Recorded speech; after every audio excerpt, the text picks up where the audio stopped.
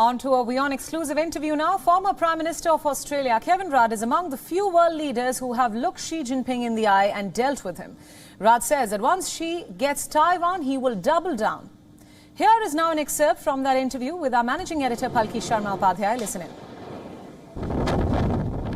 in. Do you think the Chinese are going to invade immediately?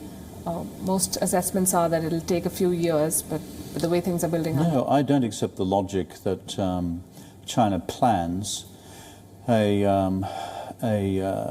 call it an armed assault on Taiwan, whatever form that takes, until the late 20s and early 30s. And there's a reason for it. Militarily, the PLA still feel underprepared. Financially and economically, because China depends on the dollar-denominated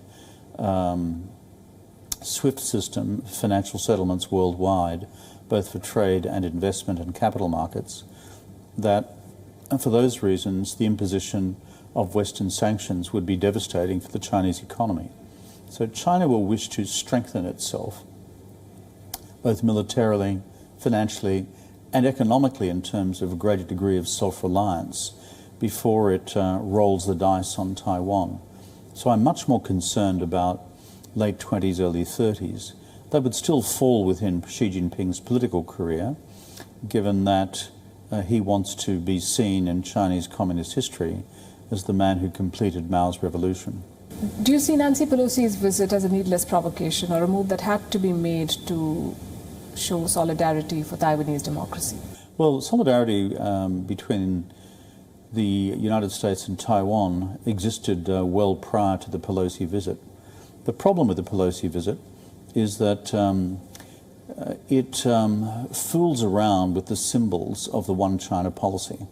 And if you wanted to create an unnecessary, artificial and early tripwire for crisis, escalation, conflict and war, then there's nothing like fooling around with the one China policy through highly symbolic acts to bring you closer to the precipice. And that's one of the reasons why I opposed the visit. It's through no lack of affection for Taiwan. I studied there as a student.